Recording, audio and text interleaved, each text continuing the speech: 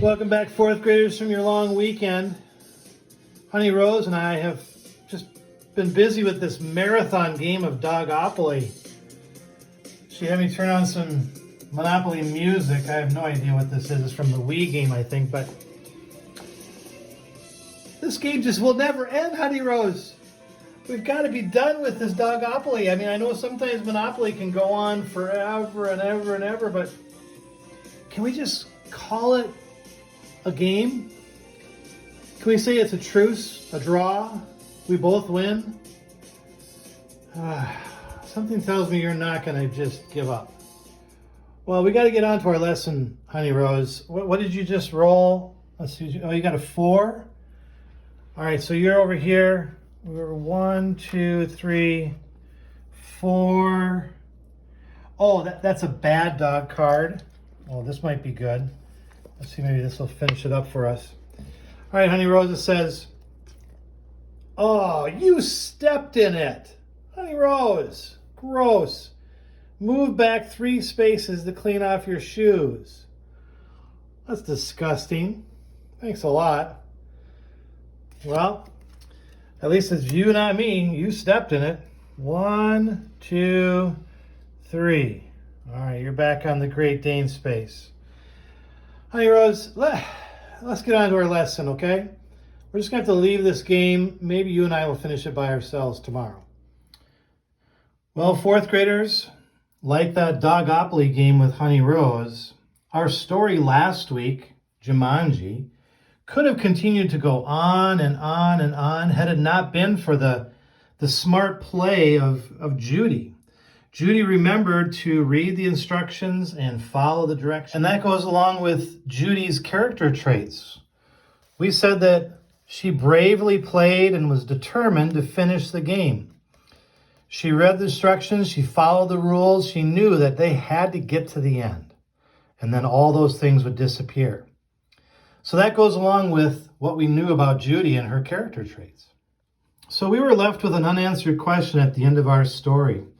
What about these 2 boys, Daniel and Walter Budwing, who had found that game underneath a tree in the park there and were anxiously bringing it home? You can see it underneath Danny's arm there. Bringing it home from the park back to their house. And we've been talking about inferences, and we had to make an inference. Remember? Inference based on what you read and what you know. We knew from the mom that Danny and Walter don't read instructions. So the one inference we could get from that was that the boys won't read the instructions and it'll be a disaster. Now, do we know for sure? No, it doesn't tell us for sure. The story comes to an end right there.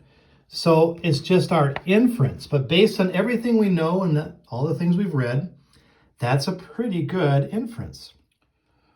Well, guess what, fourth graders? Chris Van Allsburg doesn't leave us guessing for very long. He came out with another story after that titled Zathura. And Zathura is kind of a follow-up to what happens to those 2 boys, Danny and Walter Budwing. You can see in the picture here that there's some tennis shoes up by what looks to be the ceiling. And then this boy who looks to be sliding down almost out this window with what looks to be outer space outside the window. And so just by the picture, I'm guessing, I'm using my inference.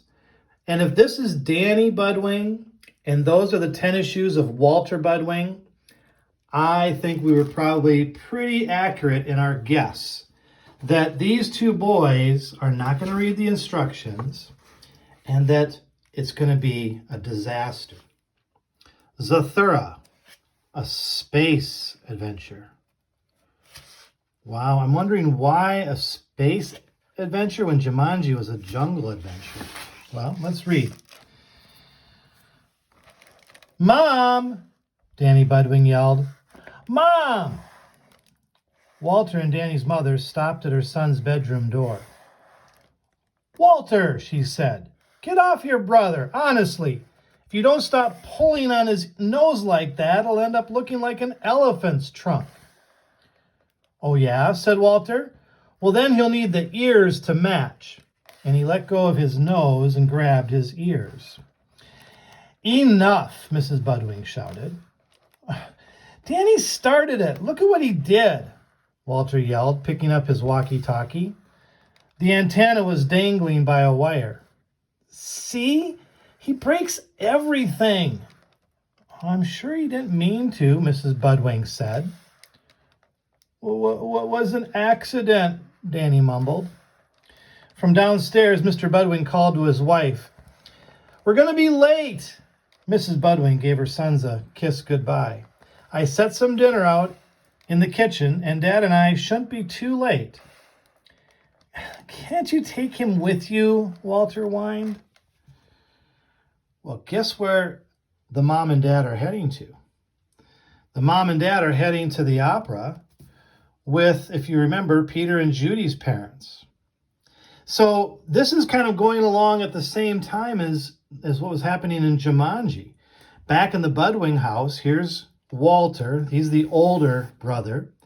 He's got glasses on. You can see he's much, much older. And then Danny Budwing, who is holding his nose because Walter was yanking on it for some reason. I think he said he's mostly angry about the fact that Danny broke his walkie-talkie.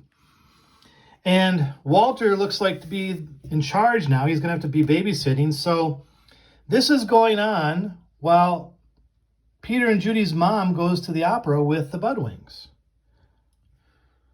So here on the next page, you see Walter taking care of his little brother, Danny. Doesn't look like he's taking care of him as much as he is just annoyed and angry and beating up on him.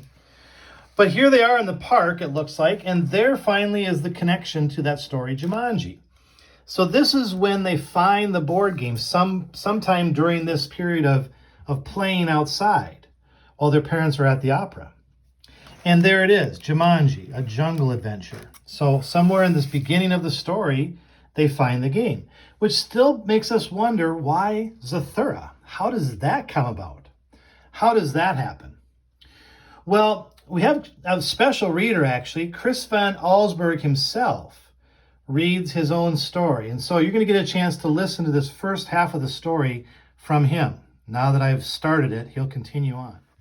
To help you with your assignment after we're done with this part one of the story, this assignment that goes along with Zathura, you may want to take some notes as you're listening to Chris Van Allsburg read.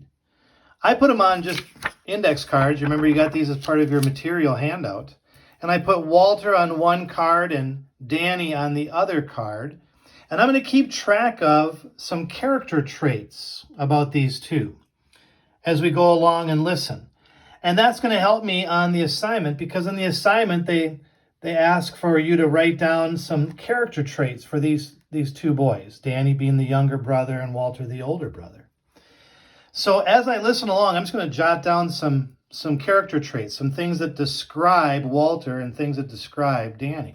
Now, if you don't have index cards, just put it on your whiteboard, split it down the middle or put it in your notebook.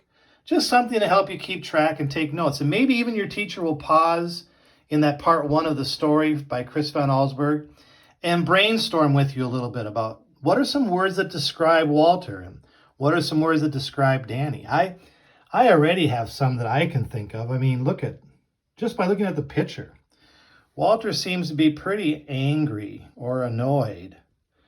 He's also kind of mean. Poor Danny, he's kind of careless. He breaks things. So there's things you already are having in your mind about character traits for these two.